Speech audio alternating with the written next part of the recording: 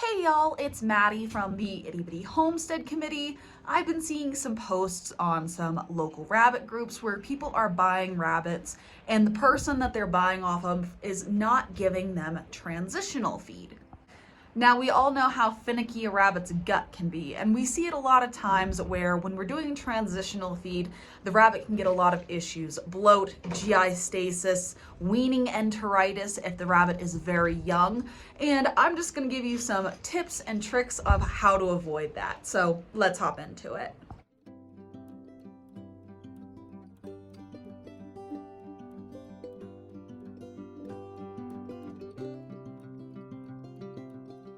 So if you are lucky enough to where you get a transitional feed from a breeder, what you're going to want to do is take the feed that you are planning on feeding your rabbit and ratio it out.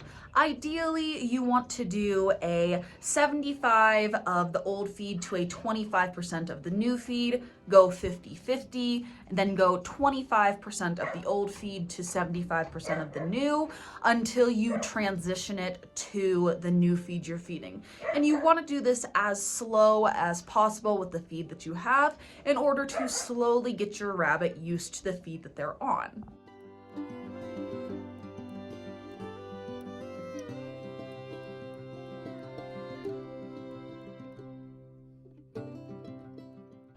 And again, in an ideal world, this works very well and you won't have a problem. But what do you do if you don't have a transitional feed or you don't have enough of a transitional feed to get you through to get the rabbit used to what you are feeding?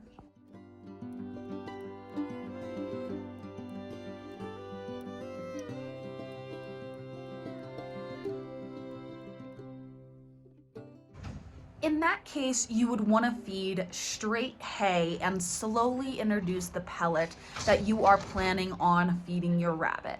Now, when it comes to hay, I prefer feeding alfalfa cubes. It's less waste. I can pick them up from Tractor Supply, no problem. But you can do this with a grass hay as well, and you can do it in loose form. But again, those hay blocks, I'm telling you, the little chewable ones are amazing. They are so easy to clean up and they don't make a huge mess like loose hay. Loose hay drives me nuts.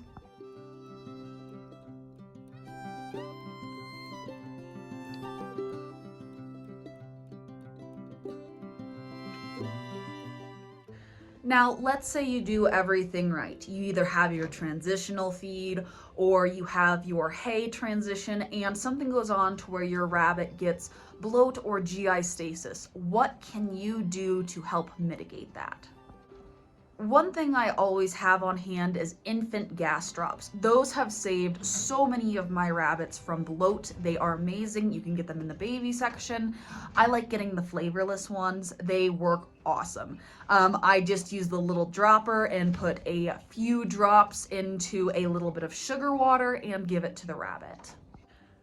And again, sugar water by itself is also a great little boost if you have a rabbit that is having GI problems.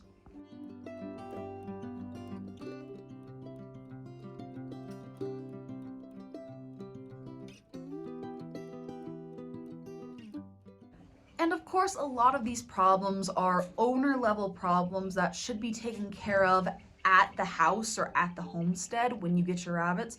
But if need be, there is always the option of going to the vet where they can help administer stronger drugs or they can push IV fluids. But a lot of times when it comes to raising rabbits, you really want to mitigate those risks and take care of as much as you can on hand.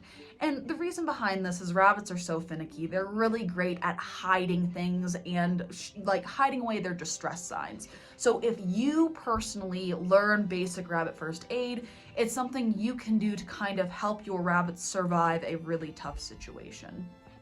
And I'm telling you, those infant gas drops, beautiful, perfect, they work great.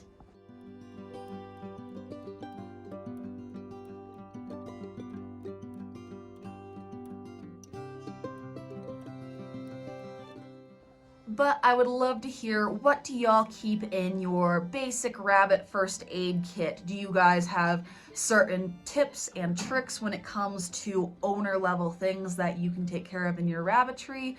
Another thing I love is clotting powder. Also, cornstarch works really well for this.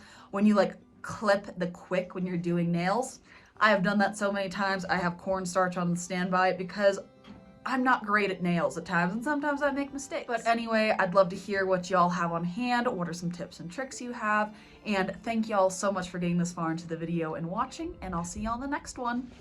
Bye.